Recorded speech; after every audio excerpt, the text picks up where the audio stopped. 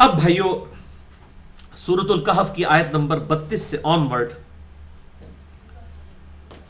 ایک بہت ہی انٹرسٹنگ واقعہ اللہ تعالیٰ نے ڈسکس فرمایا ہے، جس میں اللہ تعالیٰ نے دو جو ہے مختلف اپروچز کو سامنے رکھا ہے. ایک طرف وہ شخص ہے جو کہ دنیا کی زندگی میں بڑی غربت کی زندگی گزار رہا ہے، لیکن اپنے رب پر بھروسہ رکھتا ہے کہ مجھے میرے رب نے جو بھی سرکمسٹانسز دیے ہیں انہی کے اندر میں اپنے رب کو یاد کروں تو ایک دن ایسا آئے گا کہ میرا رب مجھے ان اعمال کا اجر دے گا.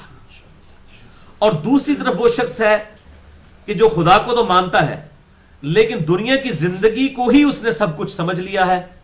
ان دونوں کا آپس میں ایک مناظرہ ہوتا ہے یا مجادلہ ہوتا ہے، ڈیبیٹ ہوتی ہے ایک ٹاپک کے اوپر. اور کتنا وہ خوش نصیب شخص ہے کہ اس کی ڈیبیٹ اللہ تعالیٰ نے قرآن حکیم میں من و ان نقل کر دی ہے. یہ کوئی نبی نہیں ہے، ایک عام انسان ہے جو خدا سے محبت رکھنے والا ہے، جس نے اپنی زندگی میں یہ طے کر لیا ہے کہ اللہ از مائی ٹاپ پرائورٹی. جو میں اکثر کہتا ہوں کہ قرآن حکیم میں سب سے زیادہ جو ٹاپک ایڈریس ہوا ہے عقیدہ توحید کے بعد وہ ہے دنیا پرستی کی مذمت، کہ دنیا کی زندگی عارضی ہے، اصل زندگی آخرت کی ہے. یہ دنیا کی زندگی اللہ کو دے کر آخرت کی ہمیشہ کی کامیابیاں حاصل کر لو. یہ ہے قرآن حکیم کی دعوت کا خلاصہ، انبیاء کی دعوت کا خلاصہ، اگلے صحائف کی دعوت کا خلاصہ جو سورۃ الاعلی میں آیا. بل تؤثرون الحیات الدنیا، تمہارا اصل مرض یہ ہے کہ تم دنیا کی زندگی کو ترجیح دیتے ہو. والآخرۃ خیر وابقی، جبکہ آخرت بہتر بھی ہے اور ہمیشہ رہنے والی بھی ہے. ان ھذا لفی الصحف الاولی، یہی ایک یونیورسل ٹروتھ تھا، ایک کانٹے کی بات جو اگلے صحائف میں بھی تھی. صحف ابراہیم و موسیٰ، چاہے وہ ابراہیم علیہ السلام کے صحائف ہوں یا موسیٰ علیہ السلام کے صحائف، ایک ہی کانٹے کی بات تھی کہ دنیا کی زندگی عارضی. قرآن حکیم میں سب سے زیادہ اسی کے اوپر زور دیا گیا ہے کہ اللہ از دا ٹاپ پرائورٹی.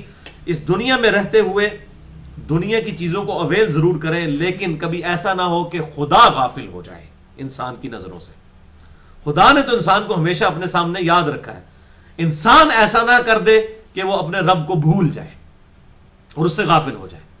تو اس لیے قرآن حکیم کا یہ ضرب سنام ہے، اور اس میں سورۃ الکہف جو ہے وہ دنیا پرستی کی مذمت پر قرآن پاک کا ایپیکس اور ضرب سنام ہے. اور اس میں یہ مثال جو میں نے سورۃ الکہف کے تعارف میں بھی یہ بات کی تھی کہ یہ جو دجالی فتنہ ہے کہ روح سے آنکھ بند کر لی اور بس دنیا کی زندگی کو، اس میٹر کو، مادے کو سب کچھ سمجھ لیا گیا، اور اسی کا ایک ریپریزنٹیٹو بن کر وہ کانا دجال آئے گا قرب قیامت سے پہلے، جس میں میں پورا لیکچر بھی ریکارڈ کروا چکا ہوں. مسئلہ نمبر 133، فتنہ دجال اور دجال سے متعلق صحیح الاسناد 10 احادیث، اور سب کی سب بخاری اور مسلم سے. اور آج کل جو دجالی فتنہ ہے اس کو میں نے ڈسکس کیا تھا. تو دجالی فتنہ یہی ہے کہ دنیا میں اس طرح مشغول کر دیا جائے کہ آخرت کی خبر ہی نہ رہے. اب دیکھیں اس طرح کی کموڈٹیز آ چکی ہیں کہ آج سے 40-50 سال پہلے لوگوں کی انکم کا 1% حصہ بھی ان چیزوں پر نہیں لگتا تھا جن پر آج کمائی کا 70 سے 80% لگ رہا ہے. آپ حیران ہو جائیں گے.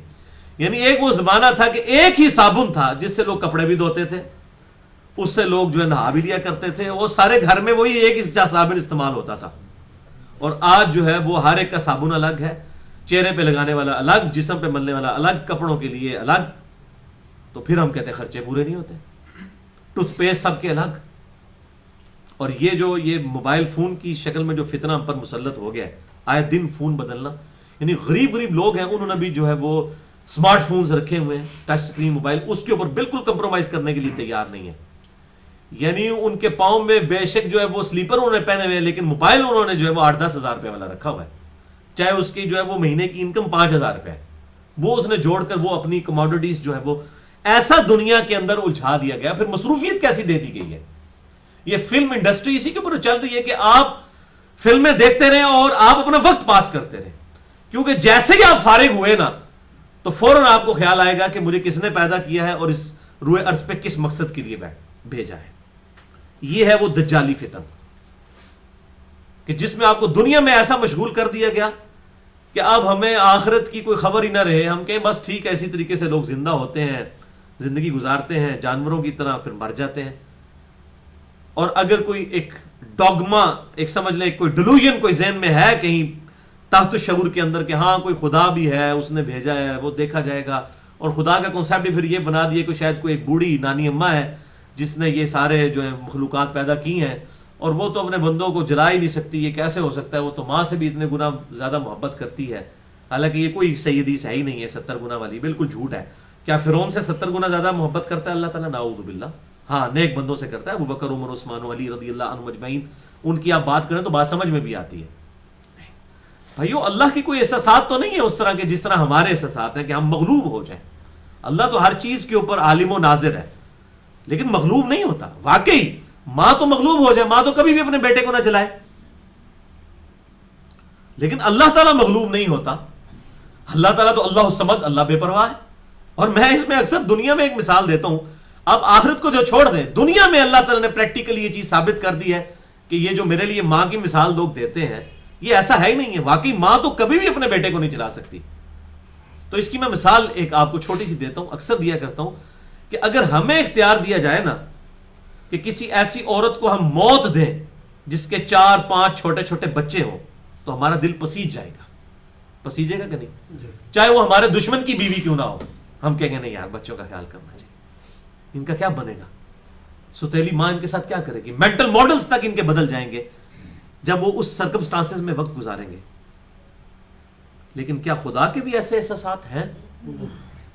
دنیا میں ہزاروں مائیں مرتی ہیں جن کے 4-5 بچے ہوتے ہیں چھوٹے چھوٹے.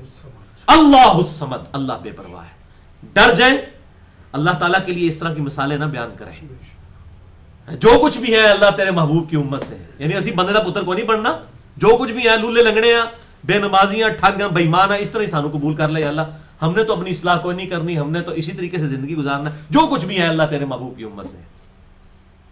یہ اللہ تعالیٰ کو کوئی دھونس کے ساتھ منوا نہیں سکتا. خدا بے پرواہ ہے. اور یہ بات بالکل طے کر لیں. یہ کس نے اگر آپ کے ساتھ یہ بات آپ کو بتائی ہے تو سمجھ لیں سب سے بڑا آپ کا وہ دشمن ہے جس نے یہ بتایا کہ وہ شاید کوئی بوڑھی نانی اماں ہے یا بوڑھی دادی اماں ہے، اس کو کوئی غصہ ہی نہیں آتا، اس کو کوئی نہیں ہے، اس کو کیا فرق پڑتا ہے لوگ جنت میں جائیں جہنم میں جائیں. اس کو واقعی کوئی نہیں فرق پڑتا. فرق تو سانو پیندا ہے بھائی جی. زندگی تو ساڑی سٹیک تے لگی ہوئی ہے. اللہ کو تو واقعی نہیں فرق پڑتا. جی اللہ نے نمازنا چاہیے. بھائی اللہ کدوں کہتا ہے مجھے نمازنا چاہیے نا؟ اللہ کہتا ہے تمہیں نمازیں چاہیے تمہارے لیے کیونکہ یہ تو میں نے فیصلہ کر دیا. اور آج آپ آیت سن چکے ہیں، لا مبدل لکلماتی، نہیں بدلتے ہیں اس کے کلمات. اگر اس نے یہ طے کر دیا ہے کہ میں نافرمانوں کو دوزخ میں پھینکوں گا تو ایسا ہو جانا ہے. یہ بالکل کنو کٹ لو اپنی گل. اور وہ پھر جو آیت میں اکثر کوٹ کرتا ہوں سورۃ الاعراف کی 179 نمبر آیت، بہت سخت آیت ہے. قرآن حکیم کی سب سے سخت ترین آیت ہے جس میں اس قرآن کی سب سے ڈینجرس بلکہ ہیومینٹی کی ڈینجرس ترین نیوز بتائی گئی ہے. سورۃ الاعراف آیت نمبر 179. وَلَقَدْ ذَرَأْنَا لِجَهَنَّمَ كَثِيرًا مِنَ الْجِنِّ وَالْإِنسِ، اور بے شک ہم نے جنوں اور انسانوں کی اکثریت پیدا ہی دوزخ کے لیے کی ہے. یہ اللہ کا ایکسپرٹ اوپینین ہے. کتنے سخت الفاظ ہیں. بے پرواہ ہے جی. کتنے دھونس کے ساتھ بات ہو رہی ہے کہ پیدا ہی دوزخ ایسے کیتا ہے بھائی تونوں. جی ہم دنیا میں اگر یہ مثال دی جائے وہ پیدا ہی دوزخ ایسے ہوئے ہو لیکن ظلم نہیں کر رہا. اللہ تعالیٰ فرماتا ہے یہ اللہ تعالیٰ کا کوئی ظلم نہیں ہے. ہم نے ان کو آنکھیں دی تھی، یہ دیکھتے نہیں. آنکھوں سے بس جانور بھی دیکھ رہے ہیں، انسان بھی دیکھ رہے ہیں، برابر ہے. لیکن وہ دیکھنا، عبرت والا دیکھنا وہ دیکھتے نہیں ہیں. کام دیے سنتے نہیں ہیں. عقل دی ہے اس کو یوز ہی نہیں کرتے. اولئک کالانعام بل ہم اضل، اور یہ تو چوپایوں کی مانند ہے، جانوروں کی مانند ہے. بل ہم اضل، بلکہ ان سے بھی گئے گزرے ہیں جو اپنے ان انسٹرومنٹس کو استعمال نہیں کرتے. اور سورۃ الملک میں بھی آیا کہ جب دوست کی دوزخ میں جائیں گے تو وہ اپنا خود اقرار کر لیں گے. وقالوا لو كنا نسمع ونعقل ما كنا في اصحاب السعير، اور دوست کی کہیں گے کہ کاش ہم نے بات دنیا میں سن لی ہوتی اور اپنی عقل استعمال کر لی ہوتی.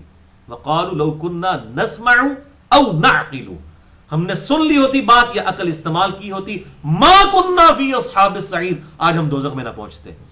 تو کیا ماننے سے وہ شرمندگی کر لینے سے معاملہ ٹل جائے گا؟ ساتھ ہی اللہ کا فتویٰ آتا ہے فاعترفوا بذنبہم، انہوں نے اپنے اصلی جرم کا اعتراف کر لیا. فسحقا لاصحاب السعیر، لیکن اب پھٹکار ہو ان دوستیوں کے اوپر. اب تو قیامت کے دن مانا تو کیا مانا؟ غیب میں ہی تو ماننا ہے. ان الذین یخشون ربہم بالغیب، بے شک جو لوگ غیب میں اس پردے میں اپنے رب سے ڈرتے ہیں. ان الذین یخشون ربہم بالغیب لہم مغفرۃ واجر کبیر، ان کے لیے ہے مغفرت اور اجر کبیر، کیونکہ خدا نے تو اپنے آپ کو خود پوشیدہ رکھا ہے، اور اس طرح یہ فزیکل فینومینا آف نیچر، قانون قدرت چل رہے ہیں کہ انسان کو لگتا ہے شاید یہ خود بخود سب کچھ ہو رہا ہے۔ بچپن سے ہم دیکھ رہے ہیں کہ خود بخود درخت نکلتے ہیں، برسات کے اندر یہ ہوتا ہے، انڈے میں سے چوزا خود بخود نکلتا ہے۔ یہ اس طرح physical phenomena of nature rich بس گئے ہیں کہ اگر یہ ہماری آبزرویشن نہ ہوتی نا تو ہمیں اگر کوئی بات بتاتا تو کبھی یقین نہ آتا۔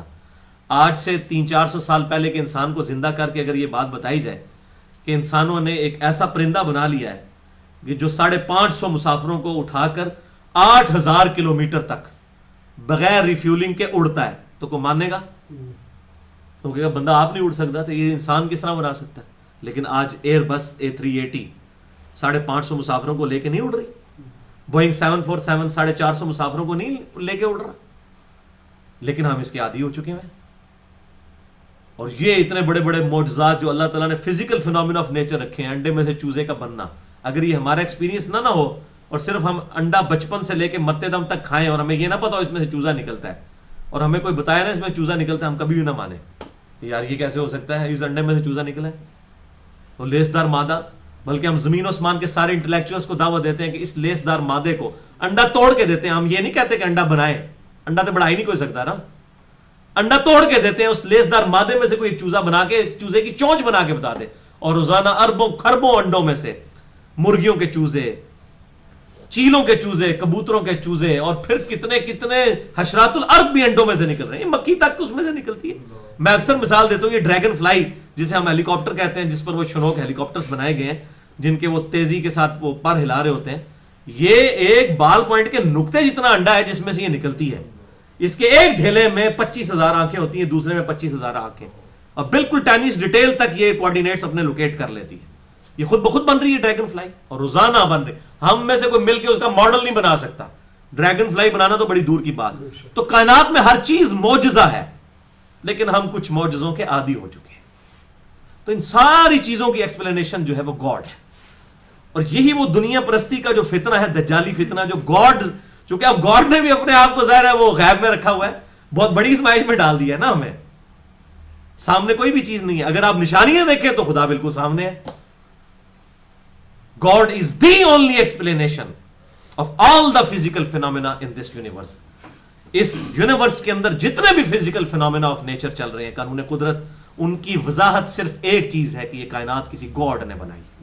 باقی اس پہ میں نے کافی دفعہ مختلف لیکچرز دیے ہیں، جسے شوق ہو تو دیکھیں، ایک لیکچر تو ضرور دیکھیں، مسئلہ نمبر 83B، جو میں نے دور حاضر کے لیڈنگ ایتھیسٹ پروفیسر رچرڈ ڈاؤکنس، جو آکسفورڈ یونیورسٹی میں بیالوجی کے ہیڈ ہیں، ان کی کتاب ہے دا گاڈ ڈیلوژن، یعنی خدا کا نظریہ، یہ ایک فرسودہ نظریہ ہے جو آباء و اجداد سے چلتا آ رہا ہے، اس کی کوئی بنیاد نہیں۔ اس کے رد میں نے لیکچر دیا ہے مسئلہ نمبر 83B اہل سنت پاک.com پر، ہو کریٹڈ گاڈ، اور جدید شیطانی وسوسوں کا تحقیقی جائزہ، اللہ کو کس نے پیدا کیا، اور تمام جو جدید شیطانی وسوسے ہیں ان کا تحقیقی جائزہ، کیونکہ اس میں اس نے مین پلی جو ہے وہ اسی بات سے لی ہے کہ ہم آپ کی بات مانتے ہیں کہ یہ کائنات اتنی کمپلیکس ہے کہ بغیر کسی کریٹر کے بن نہیں سکتی، تو جو کریٹر ہے وہ تو اس سے بھی زیادہ کمپلیکس ہے، تو اس کو کس نے پھر بنایا ہے؟ تو اس سوال کے جواب میں میرا وہ لیکچر ہے مسئلہ number 83B، who created God اور جدید شیطانی وسوسوں کا تحقیقی جائزہ، اور اس میں میں نے باقی اپنے لیکچرز کے بھی تعارف کروائے ہیں۔ بہرحال اب یہاں پر وہ دنیا پرستی کا جو فتنہ ہے اس کی طرف آئیں، جو یہ مثال سورۃ الکہف میں دی گئی، یہ بڑی انٹرسٹنگ مثال ہے، اس لیے میں نے اس کے لیے اتنی تمہید بنائی ہے تاکہ ہمیں ٹیسٹ فیل ہو اس مثال کا۔ اعوذ باللہ من الشیطان الرجیم، وَاضْرِبْ لَهُمْ مَثَلَ الرَّجُلَيْنِ، اے محبوب صلی اللہ علیہ وسلم ان سے مثال بیان فرما دیجئے ان دو آدمیوں کی، جَعَلْنَا لِأَحَدِهِمَا جَنَّتَيْن، جن میں سے ایک شخص ایسا تھا کہ جس کو ہم نے دو باغ عطا فرمائے تھے، من اعناب، انگوروں کے،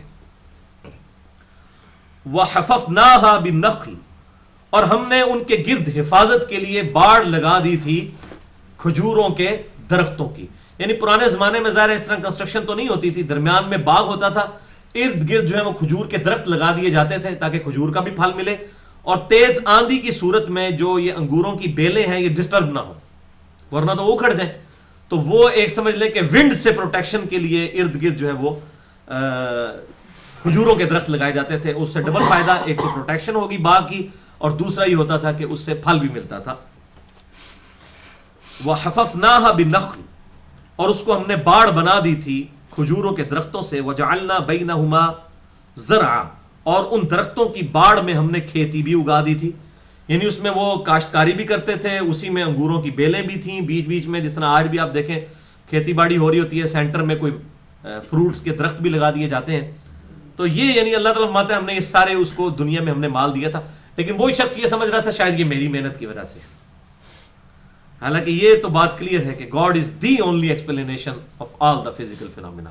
اگر خدا ہی مٹی سے یہ حکم واپس لے لے تو وہ کوئی چیز, کتنی حقیر چیز ہے مٹی, لیکن اس میں بیج بوتے ہیں تو 6 ارب گنا بڑا درخت بن جاتا ہے. یہ مٹی میں کوالٹی, آپ سونے میں بوئے بیج کچھ بھی نہیں نکلے گا. مٹی حقیر چیز ہے, اگاتی ہے, خدا کے حکم سے کر رہی ہے. تو اللہ تعالیٰ فرماتا ہے یہ ہم نے سب کچھ اس کو دیا تھا.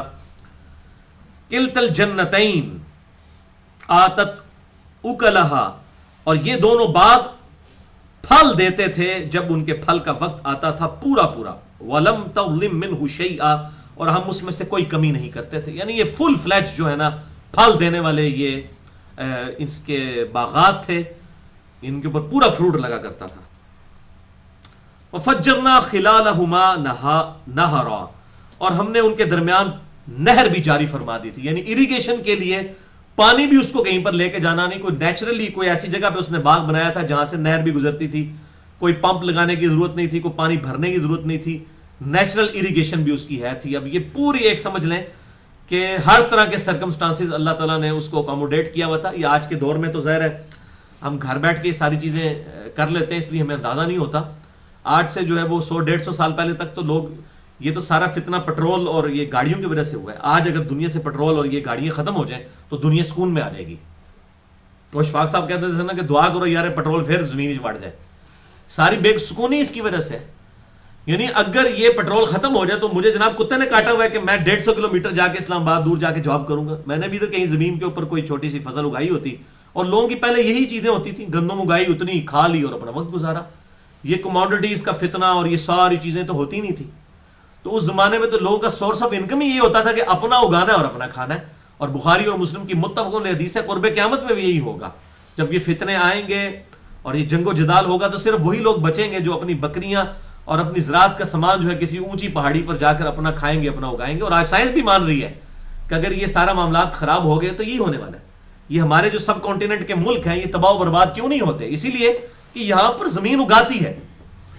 سعودی عرب کا, عرب ملکوں کا تیل ختم ہو جائے تو بھوکے مریں گے, کیونکہ ان کے پاس اریگیشن تو ہے نہیں ہے. یہ دنیا کی جو سمجھ لیں کہ 2/3 آبادی جو ہے یہ سب کانٹیننٹ اور ایشیا کے اندر آباد ہے. یہ چائنا میں, انڈیا میں, پاکستان میں, بنگلہ دیش میں. یہ دنیا نے صدیوں کے بعد یہ چیز لرن کی ہے کہ دنیا میں رہنے کے لیے یہ جگہ اچھی ہے, یا اس کے بعد اگر کوئی جگہ ہے تو امریکہ ہے. اس لیے کہ وہاں پر سارے موسم ہوتے ہیں, یہاں پر بھی سارے موسم ہوتے ہیں, زمین اگاتی ہے, آپ اپنا اگا کے کھا سکتے ہیں. تو یہ موبائل فون بیچ کے یا آپ اسلحہ بیچ کے کھا تو نہیں سکتے ہیں اگر یہ چیزوں کی ڈیمانڈ ہی ختم ہو جائے. اور اسی لیے آپ دیکھیں رشیا برباد ہو گیا, ان کے پاس اریگیشن نہیں تھی, رشیا اسی لیے تباہ و برباد ہو گیا. اور امریکہ کی اسٹیبلٹی کی وجہ یہی ہے کہ ان کے پاس تو اتنی گندم ہوتی ہے کہ وہ ہر سال لاکھوں ٹن گندم جو ہے وہ پیسیفک اوشن بحر الکاہل میں تباہ کر دیتے ہیں, ضائع کر دیتے ہیں, تاکہ انٹرنیشنل مارکیٹ میں اس کی قیمت نیچے نہ آ جائے. تو یہ اسی لیے تو قائم ہے یہ ملک. تو اس زمانے میں بھی یہی ہوتا تھا, اپنا لوگ اگاتے تھے اور کھاتے تھے. تو اللہ تعالیٰ فرماتا ہے ہم نے ان کے لیے نہر بھی بہا دی تھی. وَكَانَ لَهُ ثَمَرٌ, اور اس کے لیے مال بھی مہیا کر دیا تھا, فروٹ بھی تھا. یہ ثمر اگر لغت کے معنوں میں آئے گا تو مال, اور یہاں مال سے مراد ہے کہ ہم نے اس کو بیٹے بھی بہت عطا کیے تھے. قبائلی سسٹم کے اندر بیٹوں کی بڑی اہمیت ہے. یہ بیٹا ترجمہ اس لیے کیا کہ آگے یہ بات آئے گی تو اس سے یہ بات پتہ چل جائے گی. یہ جو اللہ تعالیٰ نے اس کو ثمر کو الگ, یعنی کہ اولاد بھی تو پھل ہوتی ہے نا انسان کی. میاں بیوی کا جو ازدواجی تعلق ہے اس میں بھی آپ دیکھیں اسی طریقے سے جو ہے وہ بیج بویا جاتا ہے اور پھر اس سے اولاد پیدا ہوتی ہے. تو اللہ تعالیٰ فرماتا ہے اس کے لیے اولاد بھی تھی. فقال لصاحبہ, تو ایک روز اس کے ساتھی نے, اس کا جو دوست تھا, وَهُوَ يُحَاوِرُهُ, اس نے اپنے دوست سے کہا جبکہ وہ اس سے بحث و تکرار کر رہا تھا. یعنی یہ جو مالدار شخص ہے اس کا کوئی غریب دوست تھا, اس کے ساتھ یہ بحث و تکرار کر رہا تھا. تو اس دوران اس نے کہا, اب دیکھیں اس کا تکبر, انا اکثر منک مالا واعز نفرا، کہ میں کثرت مال میں اور طاقت کے اعتبار سے، بیٹوں کے اعتبار سے بھی تجھ سے بڑھ کر ہوں۔ وَدَخَلَ جَنَّتَهُ، اور وہ اپنے باغ میں ایک دن داخل ہوا، وَهُوَ ظَالِمٌ لِنَفْسِهِ، جبکہ وہ اپنے نفس پر ظلم ڈھا رہا تھا، یعنی اس حال میں کہ اب وہ خدا کو بھولا ہوا ہے، بس وہ سمجھ رہا ہے یہ سب کچھ مال میرا ہے۔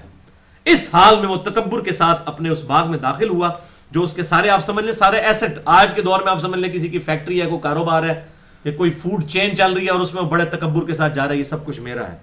تو اللہ تعالیٰ ہمارا ہے، وہ ظالم شخص تکبر کی حالت میں داخل ہوا۔ قال ما اظن ان تبید هذه ابدا، کہتا ہے کہ میں تو گمان نہیں کرتا کہ یہ کبھی، یہ میری دولت اور یہ میرا سارا جو جاہ و جلال ہے کبھی ختم بھی ہو سکتا ہے۔ یہ اتنا میں نے اس کو بڑی محنت کے ساتھ اسٹیبلش کیا ہے، یہ کیسے ختم ہو سکتا ہے؟ یا آج کے دور میں میری فیکٹری کس طرح جو ہے وہ بینک کرپٹ ہو سکتی ہے؟ یہ ایسا معاملہ ہو ہی نہیں سکتا، میں نے ہر چیز کا پورا اندازہ مقرر کیا ہوا ہے۔ وَلِعَوْذُ بِاللَّهِ تَعَالَى۔ تو اب اس نے یہ بات کی، کتنی تکبر کے اندر یہ آ کے وہ بات کر۔ اچھا آپ دیکھیں گے پوری گفتگو میں وہ خدا کو مانتا ہے، لیکن اللہ تعالیٰ پھر بھی کہے گا اس نے شرک کیا اپنے رب کے ساتھ۔ شرک کیا کیا؟ کہ وہ اس نے وہ دجالی آنکھ ہے نا اس کی، وہ بس یہ چیز سمجھ رہا ہے کہ سب کچھ خود بخود ہو رہا ہے، اور خدا سے غافل ہو گیا، تحت شعور میں خدا کو لے گیا۔ وما اظن الساعة قائمة، اور مجھے نہیں لگتا کہ کبھی قیامت بھی قائم ہوگی۔ اور بالفرض اگر قیامت قائم بھی ہوئی، یعنی یہ بھی ایک طبقہ تھا، ایک وہ تھا جو ڈینائل آف گاڈ کرنے والے لوگ تھے، وہ خدا کو بھی نہیں مانتے تھے، قیامت کو ظاہر کہاں سے ماننا، اور ایک وہ لوگ بھی تھے جو خدا کو مانتے تھے لیکن وہ یہ کہتے تھے کہ مر کے جب ہم ہڈیاں ہو جائیں گے تو دوبارہ کیسے زندہ کیے جائیں گے، اور اگر بالفرض ایسا ہو بھی گیا تو جس خدا نے ہمیں اس دنیا کی زندگی میں دیا ہے وہ آخرت میں بھی دے گا، تنو اتنے بھی غریب رکھے سانو اتنے بھی امیر رکھے گا، تنو اتنے ہی غریب رکھے گا، اور یہ وہی الفاظ بول رہا ہے۔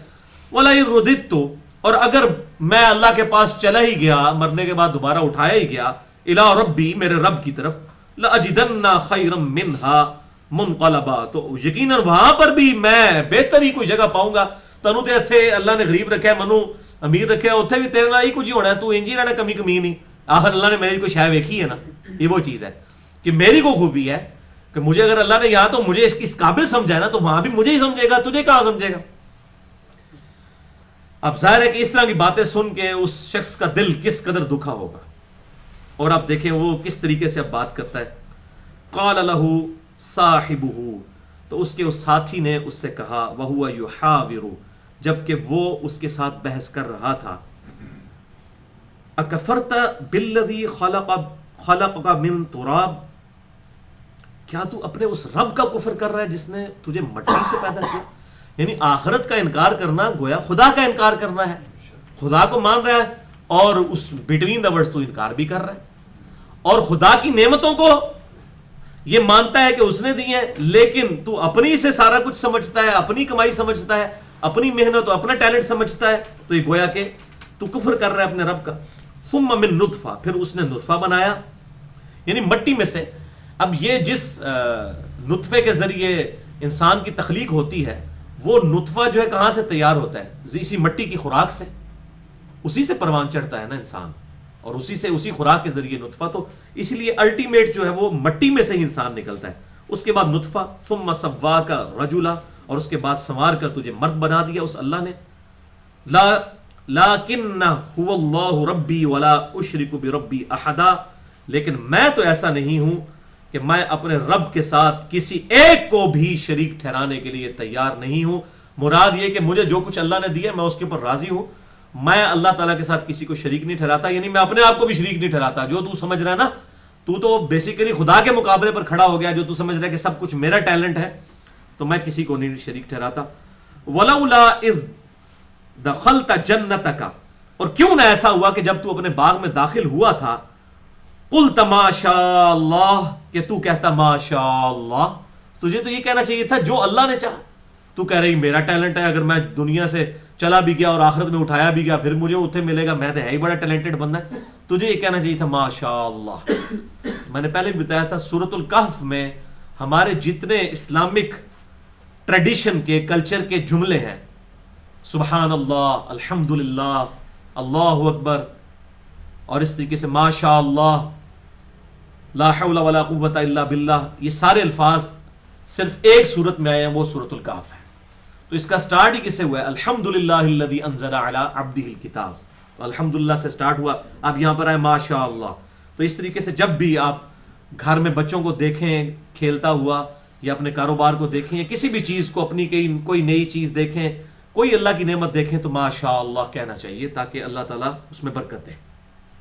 لا قوت الا باللہ، نہیں ہے قوت مگر اس اللہ کی طرف سے. یعنی اگر کسی شخص نے دنیا میں محنت کر کے کچھ کمایا ہے تو یہ محنت کی ابیلٹی، یہ انٹلیکٹ جو ہے اور یہ قوت، یہ بھی تو اللہ کی دی ہوئی ہے. الٹیمیٹلی تو گاڈ کا ہی سب کچھ دیا ہوا ہے نا. انسان کو گاڈ اورینٹڈ ہی ہونا چاہیے کہ سب کچھ اس کا دیا ہوا ہے. لا قوت الا باللہ. اسی لیے یہ دعا بھی ہے، بخاری اور مسلم کی متفق علیہ حدیث ہے. آپ صلی اللہ علیہ وسلم نے فرمایا کیا میں تمہیں جنت کے خزانوں میں سے خزانہ نہ دے دوں؟ لا حول ولا قوت الا باللہ. نہیں ہے قوت گناہ سے بچنے کی اور نہ ہے ہمت نیکیاں کرنے کی مگر اس کی توفیق سے. تو یہ اللہ ہی کی توفیق ہے جو ہمت دیتا ہے. ان ترنی انا اقل منک مالا وولدا، اور اے میرے دوست جو تو مجھے دیکھ رہا ہے اس حال میں کہ میں قلت میں ہوں تیرے مقابلے پر، مال کے اعتبار سے بھی اور اولاد کے اعتبار سے بھی. جو میں نے بات کی تھی نا، ثمر سے مراد اس نے اولاد، اللہ تعالیٰ نے لی ہے اس کی اولاد. تو اگر دیکھ رہا ہے کہ مجھے اللہ تعالیٰ نے کوئی زیادہ کثرت اولاد بھی نہیں دی ہے، یا میری بیٹیاں ہی بیٹیاں ہیں، یا میرے بیٹے نہیں ہیں، یا میرے پاس زیادہ اولاد نہیں ہے اور میرے پاس مال بھی بہت کم ہے، یہ اس حالت میں جو تو مجھے دیکھ رہا ہے، تو یعنی یہ حالات میرے اپنے تو نہیں ہے، یہ شاکلہ تو اللہ کا دیا ہوا ہے نا. اللہ کو تو پرواہ نہیں ہے اس چیز کی. اسی لیے اللہ تعالیٰ نے قیامت دن آپ سے نہیں پوچھنا کہ دنیا تیری تنخواہ کی نہیں سی پائی، یہ تو نہیں پوچھا جائے گا. بلکہ جو اللہ تبارک تعالیٰ نے جو یا کوئی اللہ تعالیٰ جو انسان سے پوچھے ہاں جی تو مرد کیوں تھا، عورت کیوں نہیں تھی، یہ تیری آنکھیں اتنی کیوں تھی، تیرا قد اتنا کیوں تھا، نہیں، یہ سب کی سب چیزیں اللہ تعالیٰ کی دی ہوئی ہیں. اور اللہ تبارک و تعالیٰ نے یہ سب کی سب چیزیں جو ہے آزمائش کے لیے دی ہیں. ہر ایک کو ایک گیون سرکمسٹانسز ہیں. تو یہ جو مجھے تو دیکھ رہا ہے کہ میں مال میں بھی اولاد میں بھی تجھ سے کم ہوں، فعسا ربی ان یؤتینی خیرا من، قریب ہے کہ میرا رب مجھے اس سے بھی بہتر عطا فرما دے. ان دنیا میں نہ بھی دیا آخرت میں دے دے گا اگر مال میں اور اولاد میں میری کوئی کمی ہے. من جنتی کا، تیرے اس باغ سے بہتر اللہ مجھے اس دنیا میں کوئی مال دے دے. وَيُرْسِلَ عَلَيْهَا حُسْبَانًا، اور تیرے باغ کے اوپر اللہ تعالیٰ کوئی ناگہاں آفت بھیج دے. من السماء، آسمانوں سے. فَتُصْبِحَ سَعِيدًا زَلَقًا، اور ہو جائے تیرا سرزبز، یہ جو باغ ہے ایک چٹیل میدان بن جائے. کوئی اللہ کی طرف سے ایسا کوئی ٹورنیڈو آ جائے، کوئی ہوائی جھکڑ آ جائے، کوئی ایسی جو ہے وہ آندھی آ جائے کہ تیرا سب کچھ برباد ہو جائے، کوئی آگ لگ جائے، جس طرح یہاں پہ بھی بڑے بڑے لوگوں کی فیکٹریوں کو بھی آگے لگ جاتی ہیں. کوئی ایسے زلزلے میں پورے محلات جو ہے زمین میں دھنس جاتے ہیں. قریب آسمان سے کوئی آفت ہے، تیرا سب کچھ جاتا رہے. اور مجھے یہ اس نے کوئی بدوا نہیں دی ہے، اس نے اس کو اصل میں ریئلائز کروایا ہے کہ اگر تو مجھے یہ کہہ رہا ہے تو یہ حالات میرے اپنے بنائے ہوئے تو نہیں ہے، مجھے اللہ نے ان حالات میں رکھا ہے، چاہے تو مجھے دے دے تو اس سے چھین لے. او یصبح ماؤها غورا، یا تیرا پانی جس کے اوپر تو اکڑا رہا ہے، یہ پانی کے اوپر ساری فصل چل رہی ہے، یہ زمین میں جذب ہو جائے. فلن تستطیع له طلبا، اور تو پھر پورے طلب کرنے کے باوجود، تلاش کرنے کے باوجود پانی نہ حاصل کر سکے، پانی نہ ملا تو تیرا باغ برباد. اللہ تعالیٰ چاہے تو پانی کو جو ہے وہ زمین کے اندر دھسا دے، جو سورۃ الملک میں بھی آیا. قل ارائیتم ان اصبح ماؤکم غورا، بھلا دیکھو تو اگر اللہ تبارک و تعالیٰ تمہارا پانی جو ہے وہ غائب کر دے. فمن یأتیکم بماء معین، تو کون ہستی ہے جو اس پانی کو تمہاری آنکھوں کے سامنے لے. دنیا کو آج ختم کرنے کے لیے کوئی اللہ تعالیٰ کو زلزلہ بھیجنے کی ضرورت نہیں ہے، صرف پانی خشک ہو جائے، پانی اپنی جگہ رہے، اس کی کیپیبلٹی پیاس بجھانے کی یہ ختم ہو جائے تو تسی پانی پیندے رہو، کچھ بھی نہیں ہونا. وَأُحِيطَ بِثَمَرِهِ فَأَصْبَحَ يُقَلِّبُ كَفَّيْهِ، اور اس کے باغ کا پھل برباد ہو گیا اور وہ کف افسوس ملتا رہ گیا. ما انفق فیہا، اس مال پر جو اس نے اس باغ پر لگایا تھا. وَهِيَ خَاوِيَةٌ عَلَى عُرُوشِهَا، اور وہ جو اس کا باغ تھا وہ اپنے چھپروں پر جو ہے وہ گرا پڑا تھا، جیسے جو ہے وہ الٹ پلٹ ہر چیز کا ہو جانا اس حال میں. وَيَقُولُ يَا لَيْتَنِي، پھر وہ کہنے لگا ہائے افسوس، اے کاش، لم اشرک بربی احدا، کاش میں نے اپنے رب کے ساتھ کسی کو شریک نہ ٹھہرایا ہوتا. اب شرک تو اس نے کہیں نہیں کیا، کوئی دیوی دیوتا، کوئی بت پرستی کا ذکر ہی نہیں آیا. شرک یہی تھا، اس نے یہ سمجھا کہ میں ہی سب کچھ کیپیبل ہوں، میری محنت ہے، اور اس نے خدا کو پس پش ڈال دیا تھا. ماشاءاللہ اس نے نہیں کہا کہ جو اللہ کی مرضی. وَلَا تَكُنْ لَهُ فِئَةٌ يَنْصُرُونَهُ، اور نہ رہی اس کے پاس کوئی ایسی جماعت کہ جو اس کی مدد کر سکتی من دون اللہ، اللہ کے مقابلے پر. وَمَا كَانَ مُنْتَصِرًا، اور نہ وہ اس قابل تھا کہ وہ اللہ سے بدلہ لے سکتا. اللہ اکبر. وہ جو سورہ الشمس میں اللہ نے فرمایا نا کہ ہم نے قوم سمود کو برباد کر دیا، وَلَا يَخَافُ عُقْبَاهَا، اور ہمیں کوئی خوف نہیں ہے ان کی عاقبت کا. یعنی ہمیں یہ پرواہ نہیں ہے، ہم نے ان کو برباد کر دیا تو اس کے کوئی حمایتی آ کے ہم سے بدلہ لے لیں گے. تو دنیا میں اللہ تعالیٰ کسی سے کوئی چیز چھین لے، کسی کو تباہ و برباد کر دے، تو اللہ تعالیٰ فرماتا ہے ہمیں کوئی ٹینشن نہیں ہے کہ وہ اپنی جماعت لے کر ہمارے سے آ کے بدلہ لے گا. وَلَا يَخَافُ عُقْبَاهَا، ہمیں کوئی خوف نہیں ہے ان کی عاقبت کا.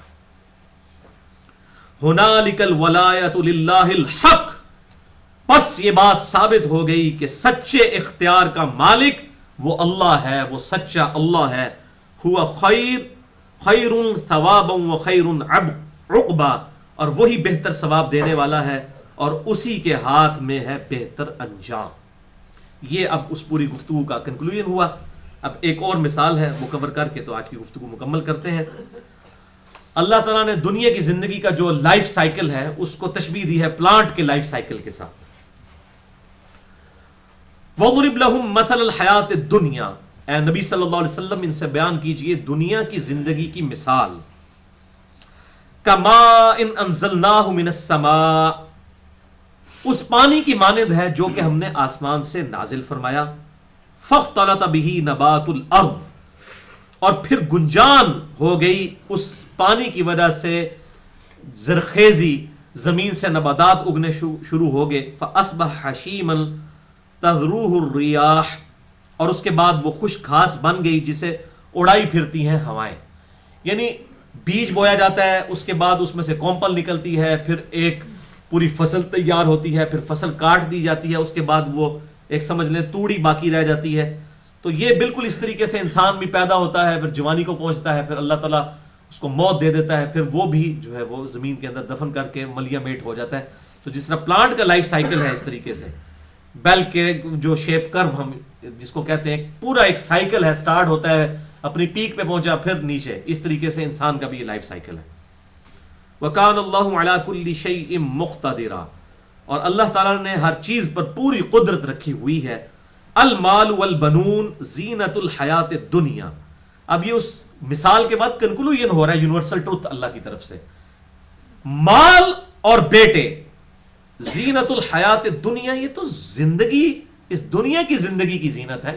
آخرت میں کوئی فائدہ پہنچانے والی چیز نہیں ہے یہ، الا یہ کہ وہ نیک اولاد ہو تو وہ صدقہ جاریہ بن جائے. والباقیات الصالحات، اور باقی رہ جانے والی تو ہیں نیکیاں. اولاد کو ساتھ تو نہیں لے جائے گا. بخاری اور مسلم کی متفق علیہ حدیث ہے، انسان کے 3 دوست ہوتے ہیں، 2 واپس آ جاتے ہیں، ایک ہی قبر تک جاتا ہے. اس کی اولاد اور مال یہ گھر واپس آ جاتے ہیں، مال تو گھر ہی رہ گیا، اولاد بھی دفنا کے واپس. ایک دوست اس کے ساتھ جاتا ہے، اس کے اعمال ہے. اور اللہ تعالیٰ کیا فرما رہے ہیں؟ والباقیات الصالحات، باقی رہنے والی تو صرف نیکیاں ہیں. خیر، جو کہ خیر ہے، عند ربک، تیرے رب کے ہاں. اصل کرنسی تو وہ نیکیوں کی چلنے والی ہے آخرت میں.